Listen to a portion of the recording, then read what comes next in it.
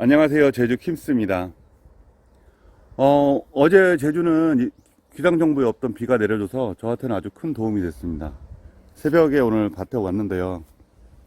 애들 생기도 좋고 또 하루하루 점점 더 커져가고 있습니다. 작년에 가뭄이 너무 심해가지고 고생했던 기억이 있어서 지금은 아주 만족스럽게 진행 중입니다. 제가 오늘 이렇게 영상을 만들게 된 이유는 귀농에 대해서 한번 이야기를 해보려고 합니다. 저희 친구가 어제 육지에서 내려왔는데, 귀농을 하러 내려온 게 아니라, 귀농을 하기 전에 좀 물어보고 싶은 게 있다 그래서 내려왔습니다. 한 달 전에 연락은 먼저 왔었고요. 그 얘기를, 소주 한잔 하면서 얘기를 해보니까 두 가지더라고요, 뭐. 다들 그런 얘기겠죠, 뭐. 일단 첫째는 조금 시간적인 여유를 갖고 싶다.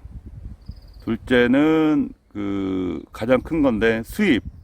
아직 애들이 제가 46인데 애들이 아직 커가는 나이기 때문에 지금 회사에서 버는 걸로도 빠듯한데 내가 만약에 귀동을 했을 때 가능할 건지 라는 생각들을 많이 합니다. 그래서 제가 제 얘기를 그냥 해줄 테니 너는 그냥 네가 알아서 판단하라는 얘기를 했습니다. 그리고 오늘 제가 이렇게 영상 만드는 것도 마찬가지로 아주 개인적인 생각이니까 그 친구한테 해줬던 얘기고요. 저는 만약에 누군가가 진홍에 대해서 얘기를 하신다면 두 가지 정도만 먼저 얘기를 하고 싶어요. 이거는 귀농을 하는데 들어가는 여러분들이 얘기하셨던 부분을 함축적으로 얘기할 수 있을 것 같아요. 첫째는 공격적인 귀농을 하라고 말씀을 드리고 싶어요. 공격적인 귀농은 뭐냐면,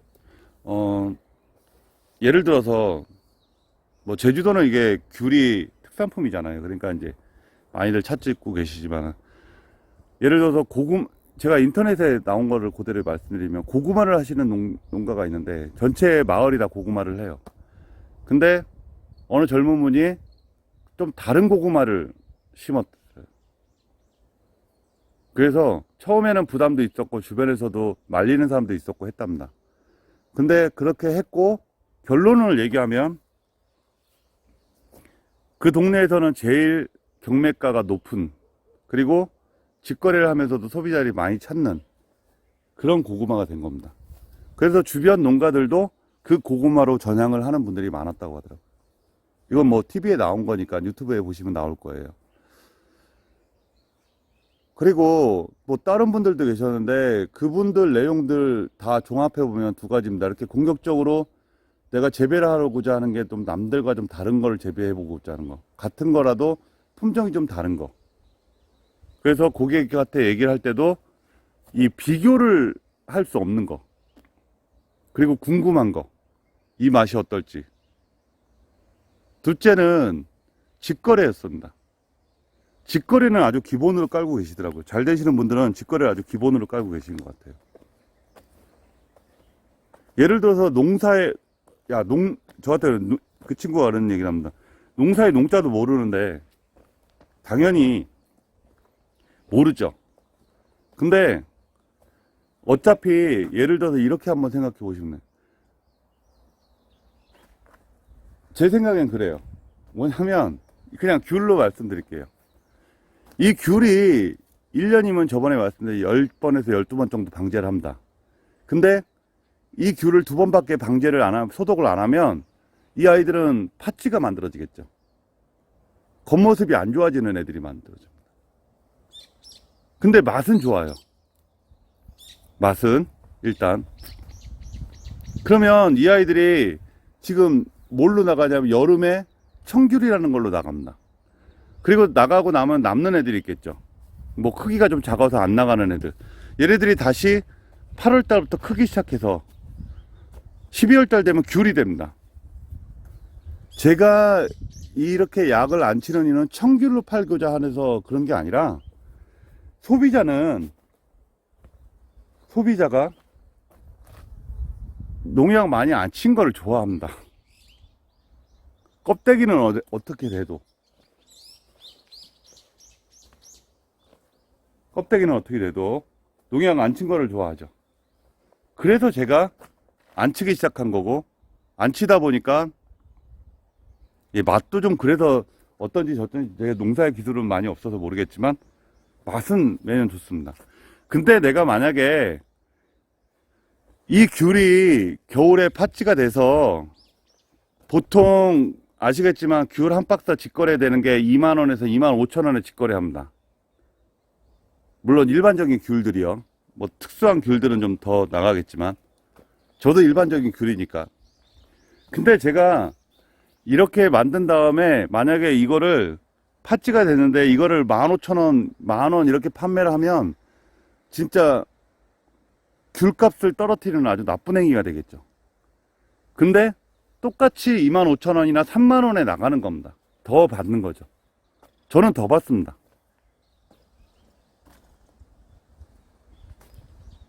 그래서 여름에 수입원이 되고 남는 애들은 겨울에 수입원이 되는 겁니다. 그러니까 처음에는 얘기하겠죠. 이걸 만약에 팥질 만들어서 해결을 못하면 어떻게 할 거냐는 얘기를 하는데 농약을 안 치면 당연히 때깔이 안 이뻐지니까 어떻게 보면 그게 공격적인 방법이 되겠죠. 그리고 직거래를 하니까 이게 가능한 겁니다.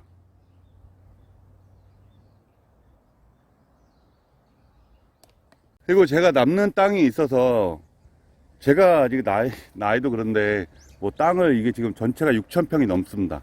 밀감나무가 심어져 있는 거는 한 2,500평에서 3,000평 정도 되고요. 제가 남은 땅을 활용을 어떻게 해볼까 생각하다가 옥수수를 심었죠. 제 영상을 보시면 알겠지만 옥수수를 한 달 전에 심었습니다. 이건 그냥 시범적으로 올해 심어본 거죠. 지금 140개의 묘종을 가져다가 심었는데 이거는 그냥 옥수수가 아니라 초당 옥수수입니다. 설탕 옥수수죠. 안 찍어도 먹는다는 설탕 옥수수입니다. 근데 이거 재배 방법들이 다 있어요. 근데 그 재배 방법을 제가 어기고 지금 보시는 것처럼 그냥 맨 땅에다 심어 놨습니다. 근데 그것보다도 제가 알고 싶은 게 몇 가지가 있어서 일단 시범적으로 심어 놓은 거고, 여기 심어져 있는 아이들은 호박입니다. 근데 그냥 호박이 아니라 미니 단호박입니다. 제가 이렇게 일반 작물을 심어 봤는데, 균 땅을 활용하기 위해서 심어 봤는데, 저도 생각을 해보면 찰옥수수가 아니라 초당이라는 옥수수를 심어서 했던 거는, 검색을 해보고 다 하니까 초당 옥수수를 선호하는 분들이 많더라고요. 찾는 분들이. 그리고 새롭게 생각을 하셔갖고 모르시던 분들도, 궁금해서 주문하시는 분들도 많고, 또 일반 옥수수보다 단가가 높고, 저 미니 단호박도 마찬가지예요. 미니 단호박도 제가 검색을 해보니까 그냥 마트에 갔는데 정말 뭐 주먹만한 거, 주먹보다 조금 더 큰 것들이 생긴 것도 우습게 생겼는데 뉴질랜드 산인가 어디 산인가, 근데 하나에 막 2,000원 거의 가까이 팔더라고요. 네, 그래서 제가 심게 된 거고, 저도 처음 해보는 거지만, 그러니까 이런 거죠. 옥수수라고 해서 다 옥수수 심는 게 아니라 사람들이 찾을 만한 거, 호박도 그냥 좀 더 차별화될 수 있는 호박을 심었던 겁니다. 저거는 시범적으로 제가 심어 놓은 겁니다. 지금 연습 삼아서 올해. 그러니까 제가 드리고 싶은 말씀은 잘 살펴보시고, 기농하시더라도 그 지역에서 날 수 있는 걸 잘 살펴보시고, 좀 새로운 걸 하되, 농사 일을 배우는 거는 봄, 여름, 가을, 겨울이 되면 그 1년만 매달려도 50%는 할 수 있다고 생각을 합니다. 눈으로 보고 듣고 이런 것만 해도 충분하게 배울 수 있다고 생각을 합니다. 그래서 직거래를 하면서 저렇게 제가 심어놓고도 심어놓고, 예를 들어서 옥수수를 얘기를 해드릴게요. 지금 옥수수나 또 두 가지 다 마찬가지로 둘 다 농약을 안 치고 키울 거예요. 그래도 제가 자신 있게 잘 열리기만 하고, 여기 유해동물이 있는데 유해동물의 피해만 안 받는다면 내년에 나머지 2,000평, 2,500평 되는 곳에 심고자 하는 이유는, 심어야 되겠다고 생각하는 이유는, 네, 직거래가 가능하기 때문에 얘기하는 겁니다. 직거래 하려고 노력했고요. 그리고 마지막으로 이제 귀농하면서 제가 안 했던 거는 뭐냐면 도움입니다. 웬만하면 도움을 받지 않았습니다. 물론 도움을 주려고 노력하지도 않았고요. 이게 어떻게 보면 좀 어폐가 있는 말인데, 주변에서는 그런 것들을 많이 합니다. 품앗이들을 많이 하죠. 근데 예를 들어서 이런 건 있습니다. 좀 도와달라 그러면 도와주잖아요? 그러면 가서 도와주고 저는 필요할 때 얘기하지 않습니다. 도움을 받으면 한 개를 받았지만 그 도움이 나중엔 두세 개가 되고 두세 개의 부담으로 오고 그 다음에 대여섯 개의 관심으로 오게 됩니다. 귀농할 때는. 그러더라고요. 구체적인 건 얘기를 못하지만 아마 귀농이라고 검색을 하니까 제가 귀농 검색해 보니까 얘기하시는 것들이 있더라고요. 뭐 이런 건 좀 피하고 저런 건 좀 피하고 뭐 그중에 좀 마을에서 밀집된 지역하고 좀 벗어난 지역에 이런 거하고 비슷한 내용일 수도 있습니다. 그래서 힘들더라도 시간을 좀 더 많이 투자해서 한 1년 정도 진짜 매달린다면 아마 그렇게 큰 주변에 이제 뭐 예를 들어서 손 벌릴 일은 없지 않을까 싶습니다. 예를 들어서 제가 이 밀감나무를 처음 할 때는 항상 농협에 잘 갔어요. 이 약재상들 있죠. 농협에 가면 약 파는 곳. 이거 언제 뭐를 쳐줘야 되는지 알 수가 있어야죠. 그래서 처음에 깍지벌레라고 왔는데 깍지벌레가 왔을 때 언제 쳐줘야 되는지 몰랐어요. 뭐 약충일 때, 성충일 때 이런 것도 몰랐어요. 그냥 저는 농약 치면 그 다음날 다 죽는 줄 알았어요. 근데 이런 것들도 그렇게 문제가 생기면 그래서 농협에 가서 좀 잘 앉아 있었습니다. 그랬더니 시기마다 그 사람들이 얘기하는 걸 듣고 아, 이 시기에 이런 것들이 오는구나. 어떤 분들은 또 문제가 있는 가지나 이런 걸 잘라와서 뭐가 문제인지 물어보시는 분들도 계시더라고요. 그래서 저도 그렇게 해서 물어봤고. 제 주변에도 농사 짓는 분들 계셔가지고 물어보면 뭐 단번에 나오죠. 근데 단번에 나오는데 거기서 끝나면 좋은데 그게 아니라 또 밭에 와보고 어떻다 저떻다 얘기해주고 그러면 뭐가 틀리냐면 제가 만들고자 하는 귤하고 안 되는 거예요. 매치가. 그게 스트레스를 받게 됩니다.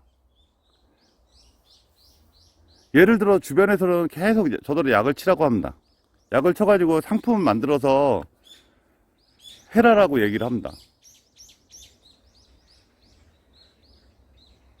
근데 저는 상품을 만들 생각이 없거든요. 상품을 만들 생각이 없는 게 아니라 저는 소비자가 원하는 귤을 만들고 싶은 겁니다.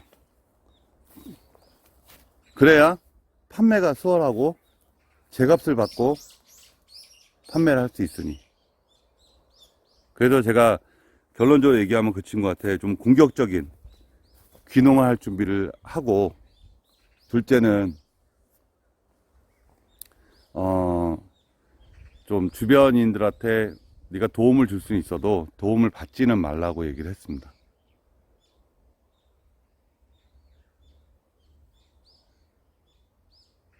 좀 두 번째 내용은 좀 아니라고 할 수도 있겠지만 제 생각은 그래요. 특히 이런 도시 생활을 하던 분들이 갑자기 내려오면 그 주변에 있는 사람들이 관심을 보이게 되고 처음에는 좀 의심의 눈초리도 있고 그건 당연한 부분이죠.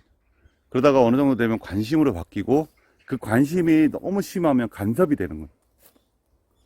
저는 그게 싫어서 이제까지 그렇게 지냈던 것 같아요. 그래서 제 친구한테 어저께 그렇게 얘기해줬고 오늘 아마 그 친구는 아침 비행기로 올라갔을 겁니다. 그래서 혹시 귀농을 하시고자 하는 분들이 계시다면 제가 새로운 작물을 심어놓고 지금 한 달 좀 넘었는데 정말 고생들 많은 과수는 진짜 별거 아니더라고요. 과수원은 저거는 손이 너무 많이 가더라고요. 근데 너무 많이 가는 만큼 저는 뭐 10분의 1, 100분의 1도 손이 안 간 거겠죠. 그 가는 만큼 그만큼의 대가를 잘 받을 수가 있다면 그게 좋은 거 아닐까 싶습니다. 이 영상이 도움이 될지 안 될지는 잘 모르겠지만 저는 그 두 가지를 꼭 이야기하고 싶습니다. 그리고 앞으로도 저는 그렇게 할 거고요. 저도 계속 벌어야 되는 사람이라, 네. 저는 귀농에 대해서는 이렇게 한번 영상을 만들게 됐습니다.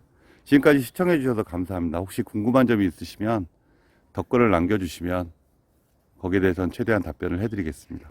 그리고 곧 그 블로그로 이용해서 귀농할 직거래하는 방법에 대한 두 번째 이야기를 준비하겠습니다. 감사합니다.